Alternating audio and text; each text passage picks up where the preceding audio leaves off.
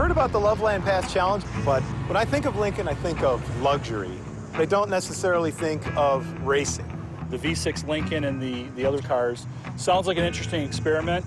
I don't know if the Lincoln will be able to pull it off. I'd probably go with the Maserati. I think the BMW on a hill climb would probably win. If Lincoln has a V6 that can compete with the European brands, that'd be a great thing to see. These are our goals. The #1 goal is to get all 5 cars up that hill and tested. We obviously thought it was really cool that Lincoln engineers thought that maybe their EcoBoost V6 could beat these European V8s. But we knew who would believe this if they ran a test. It just sprung really fully formed in my head. We should do the test. 6 a.m., get in the cars, drive to Loveland Pass. Don, you can start setting up the Jaguar, which is going to make the first run up the hill with V-Box. We use a piece of test equipment called V-Box. Basically, it links up with 10 or so satellites through this antenna, and this box records everything the car does: time, position, velocity, everything you need to do a full data analysis. What's interesting to me to hear is that this is power to weight, you know, and then this becomes much more handling oriented on this end.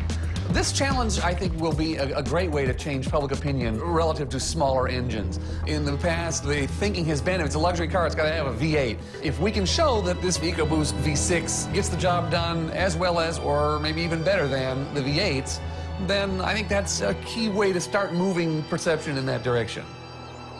EcoBoost is an interesting, ambitious technology. Both turbocharging and direct fuel injection have been around for a long time.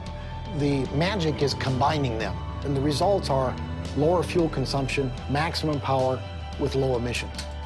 Well, we started the EcoBoost program to find a solution for rising fuel prices, and that would blend the performance of a V8 with the fuel economy of a V6. Well, this is by far the most exciting product I've worked on. We have twin turbochargers plus direct injection, and that's exciting from an engineering perspective. And the very first time we hit the gas, all of a sudden the car just instantly threw you back in the seat, and you're like, wow, we nailed it. What really defines the EcoBoost engine against large V8s is a nice, flat, linear torque curve. Torque is what actually accelerates the vehicle. It's that seat-of-the-pants kick that you feel when you step on the gas. They've had designers working like crazy on this lineup, and now they have a car with a very impressive twin turbocharged 6-cylinder engine. It will have an advantage at altitude, but if it can beat these European luxury V8s, it is a little David and Goliath. We like it. It's a cool story. I think this is like competing at the Olympics. You've got some of the best in the world we're competing with, and we're going to give these vehicles a run for their money. Being in elevation gives the turbochargers an opportunity to really perform, so there's a distinct possibility that we are definitely going to smoke them. Lincoln had the confidence in this car, and you have to admire engineering confidence. But right from the beginning, I said, it might not win.